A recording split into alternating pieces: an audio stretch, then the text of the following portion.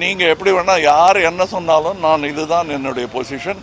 என்னுடைய கட்சியின் உறுப்பினர்கள் எல்லாம் அவர்களுடன் கலந்து ஆலோசித்து நான் எடுத்த முடிவு.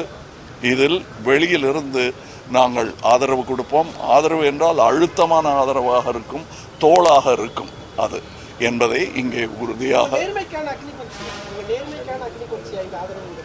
நேர்மைக்கான அக்னி பரீட்சை, நேர்மைக்கு அக்னி பரீட்சை கிடையாது.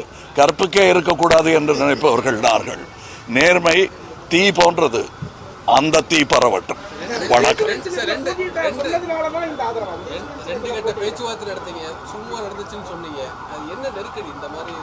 நெருக்கடிங்கிறது தமிழ்நாட்டுக்கே வந்திருக்கு, கட்சிக்கு இல்லை.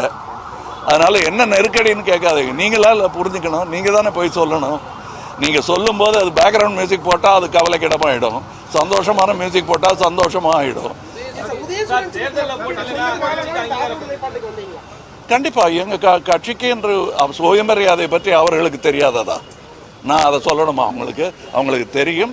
என்னை அவர்கள் பெருமரியாதையுடன் நடத்தி கொண்டிருக்கிறார்கள், நடத்துவார்கள் என்ற நம்பிக்கையும் எனக்கு இருக்கிறது. அதனால் நான் இவர்களுடன் நிற்பதை பெருமையாக மட்டுமல்ல, கடமையாகவும் நினைக்கிறேன்.